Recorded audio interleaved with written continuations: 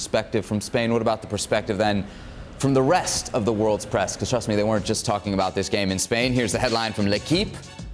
I don't speak French, but I'm told this translates to surreal. Simple enough. I do speak some English. Daily Mail, meltdown in Madrid, with a picture there of Karim Benzema. So the world then is at least acting surprised. With us for more, Julien Laurens. Jules, the world's press is surprised at what we saw Wednesday. Should they be? Of course they should, even if we've seen it against PSG and Chelsea. To do it again against City in a game where up to the 90th minute, they were not really, it was just not happening for them. City, without playing well, had that game under control. And yet to turn it around the way they did, first in added time of that game and then in extra time, it's just incredible, because there's a time, a bit like what Sid was saying, there's a time where you think, okay, this is going to stop now. They can't do it again. And yet they keep finding a way of doing it again and again and again. That belief, that heritage, that experience, the faith that they have in their own ability and in the fact that this club has something very special in this competition, of course.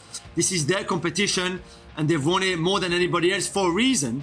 But yeah, that belief is just incredible, and that's why it's carried them all the way. What about your boy Karim Benzema? He carried him too, didn't he?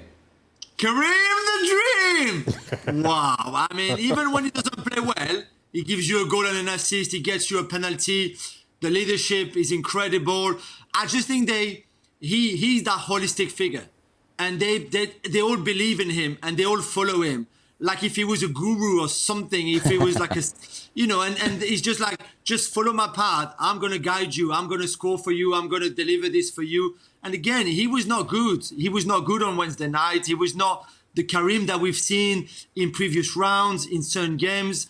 And yet he's got that assist for Rodrigo, where you actually wonder at that time of the game how he can jump that high and just put it on the plate for Rodrigo. And then he goes and get that penalty with his intelligence and the awareness more than anything else. And then he wants to give it to Rodrigo, and for Rodrigo to go to his hat-trick, Rodrigo says, no, you take it. And then that experience, the composure takes over, and he scores it and he slots it past Ederson the way he did.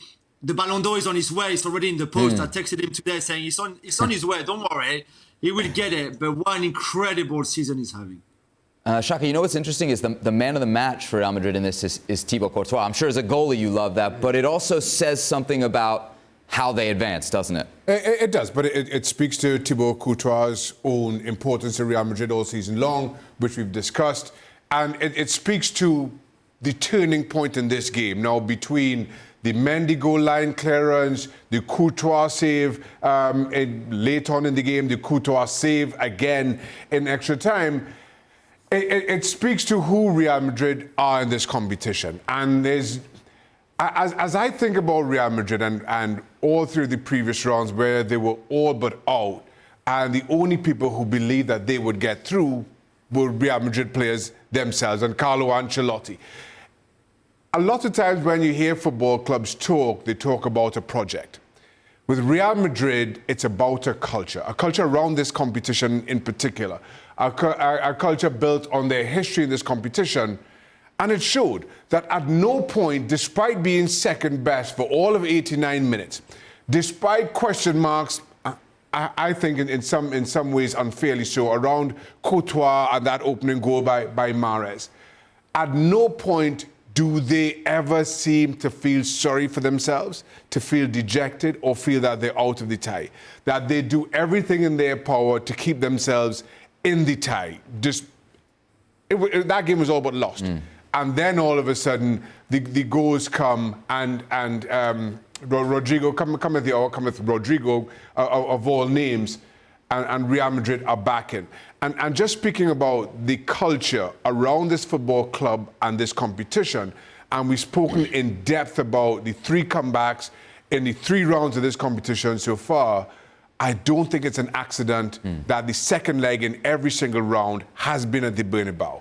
And that has been a huge factor, just given that culture of the football club and that fan base as well. Steve, you know what's also interesting about the result yesterday is that the game turns when that midfield 3 that we have talked about for at least the better part of the last half-decade that has defined Madrid isn't there. Kroos isn't on the field. Casemiro's not on the field. Modric isn't on the field. I mean, that's not what you would have expected. No, but at the same time, Ancelotti has recognised that those three cannot play in games like this for 90 minutes. But what they can do is keep Madrid in the game, or as we've seen on occasions, they all play like 21-year-olds. Because that's happened now and again. But what the three have done is kept them in the game, and then he can bring on the youth. And again, along with the home crowd and along with the belief, you're then bringing in younger players who are not scared. They just want to go and play. They want to run around, which is what the famous three can't do after an hour. And even before the hour, they didn't particularly get around the park very well. So it's something that he's recognised, that three will keep you in the game. And then when we need to go forward, we have to bring on the legs, bring on the youth, albeit talented young players. Thanks so much for watching ESPN on YouTube. And for more sports highlights and analysis, be sure to download the ESPN app. And for premium content and live streaming, subscribe to ESPN Plus.